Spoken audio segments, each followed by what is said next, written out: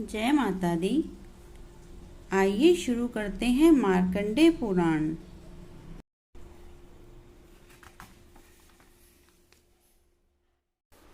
व्यास जी के शिष्य महातेजस्वी जैमिनी ने तपस्या और स्वाध्याय में लगे हुए महामुनि मार्कंडेय से पूछा, भगवान महात्मा व्यास द्वारा प्रतिपादित महाभारत अनेक शास्त्रों के दोष रहित एवं उज्ज्वल सिद्धांतों से परिपूर्ण है।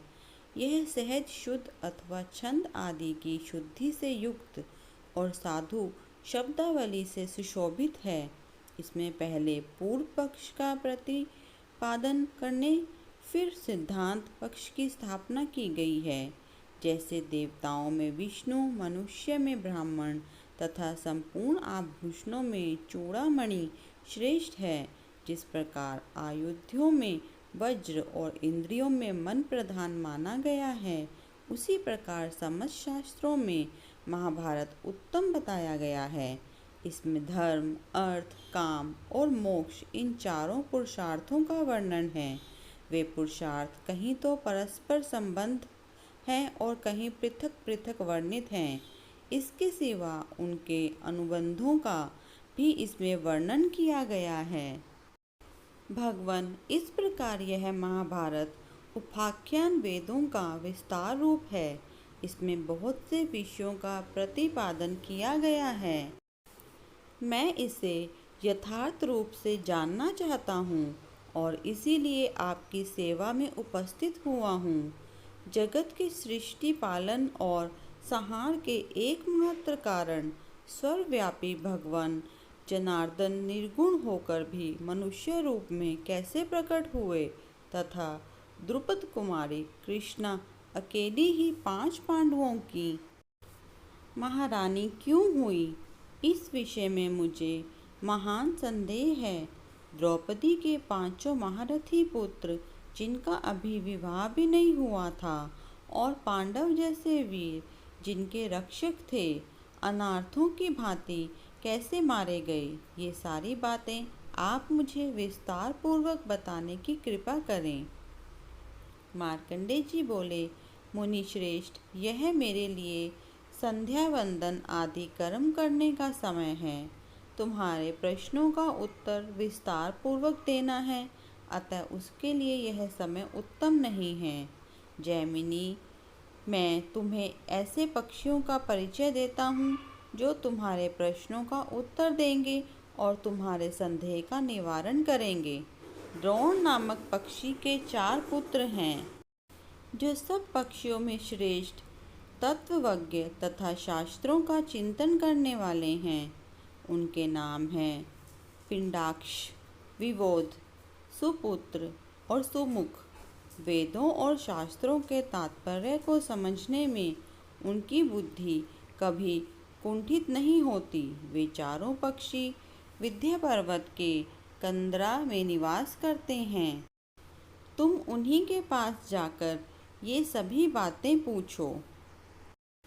जैमिनी ने कहा, ब्राह्मण, यह तो बड़ी अद्भुत बात है कि पक्षियों की बोली मनुष्यों के समान हो।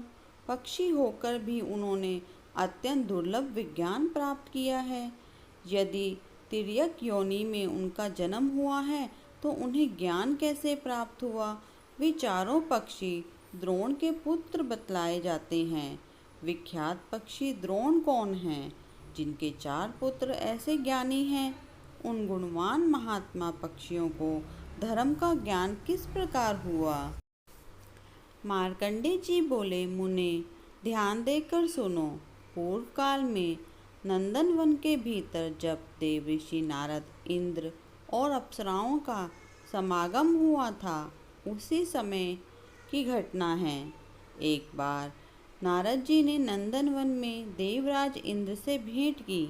उनकी दृष्टि पड़ते ही इंद्र उठकर खड़े हो गए और बड़े आदर के साथ अपने सिंहासन पर उन्हें बैठने को दिया। वहाँ खड़ी हुई अप्सराओं ने भी देव ऋषि नारद को विनीत भाव से मस्तक झुकाया। उनके द्वारा पूजित हो नारद जी ने इंद्र के बैठ जाने पर यथा योग्य कुशल प्रश्न के अनंतर बड़ी मनोहर कथाएं सुनाईं। उस बातचीत के प्रसंगण में ही इंद्र ने महामुनि नारद से कहा, देवर्षि, इन अप्सराओं में से जो आपको प्रिय जान पड़े उसे आज्ञा दीजिए यहाँ नृत्य करे। रंभा, मिश्रकेशी, उर्वशी, तिलोत्तमा, घृताची अथवा मेनका, जिसमें आपकी रुचि हो उसी का नृत्य देखिए। इंद्र की यह बात सुनकर द्विज श्रेष्ठ नारद जी ने विनय पूर्वक खड़ी हुई अप्सराओं से कुछ सोचकर कहा, तुम सब लोगों में से जो अपने आप को रूप और उदारता आदि गुणों में सबसे श्रेष्ठ मानती हो वही मेरे सामने यहाँ नृत्य करे। मार्कंडेय जी कहते हैं, मुनि की यह बात सुनते ही वे विनीत अप्सराएं एक एक करके आपस में कहने लगीं, अरे मैं ही गुणों में सबसे श्रेष्ठ हूँ, तू नहीं। इस पर दूसरी कहती है, तू नहीं मैं श्रेष्ठ हूँ। उनका वह अज्ञानपूर्ण विवाद देखकर इंद्र ने कहा, अरे मुनि से ही पूछो, वे ही बताएंगे कि तुम लोगों में से सबसे अधिक गुणवती कौन है। इस प्रकार उनके पूछने पर नारद जी ने कहा, जो गिरिराज हिमालय पर तपस्या करने वाले मुनि श्रेष्ठ दुर्वासा को अपनी चेष्टा से सुबुद्ध कर देगी, उसी को मैं सबसे अधिक गुणवती मानूंगा। उनकी बात सुनकर सबकी गर्दन हिल गई। सबने एक दूसरे से कहना आरंभ किया, हमारे लिए यह कार्य असंभव है। उन अप्सराओं में एक का नाम उसके मन में मुनियों को विचलित कर देने का गर्व था। उसने नारद जी को उत्तर दिया, जहाँ दुर्वासा मुनि रहते हैं वहाँ आज मैं जाऊंगी। दुर्वासा मुनि को जो शरीर रूपी रथ का संचालन करते हैं, जिन्होंने इंद्रिय रूपी घोड़ों को उस रथ में जोत रखा है, एक अयोग्य सारथी सिद्ध कर दिखाऊंगी। अपने काम बाण के प्रहार से उनके मन रूपी लगाम को गिरा दूंगी, उनके काबू के बाहर कर दूंगी। यूं कहकर वपु हिमालय पर्वत पर गई। वहां महर्षि के आश्रम में उनकी तपस्या के प्रभाव से हिंसक जीव भी अपनी स्वाभाविक हिंसा वृत्ति छोड़कर परम शांत रहते थे। महामुनि दुर्वासा जहाँ निवास करते थे, उस स्थान से एक कोस की दूरी पर वह सुंदरी अप्सरा ठहर गई और गीत गाने लगी। उसकी वाणी में कोकिल के कलरव का सा मिठास था। उसके संगीत की मधुर ध्वनि कान में पड़ते ही दुर्वासा मुनि के मन में बड़ा विस्मय हुआ।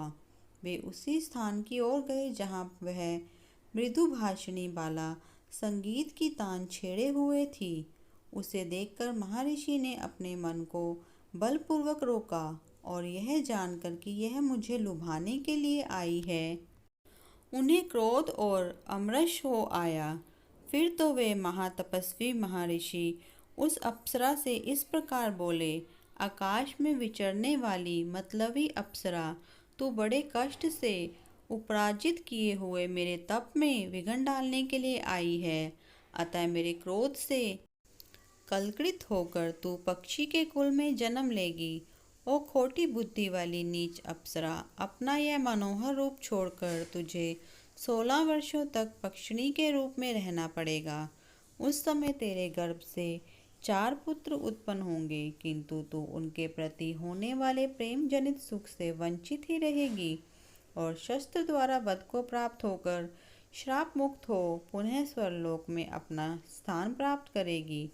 बस अब इसके विपरीत तू कुछ भी किसी भी प्रकार भी उत्तर न देना। क्रोध से लाल नेत्र किए महर्षि दुर्वासा ने मधुर खनखनाहट से युक्त चंचल कड़ंगन धारण करने वाली उस मानिनी अप्सरा को ये दुस्सह वचन सुनाकर इस पृथ्वी को छोड़ दिया और विश्व विशुद्ध गुणों से गौरवान्वित एवं उत्ताल तरंगणों वाली आकाश गंगा के तट पर चले गए।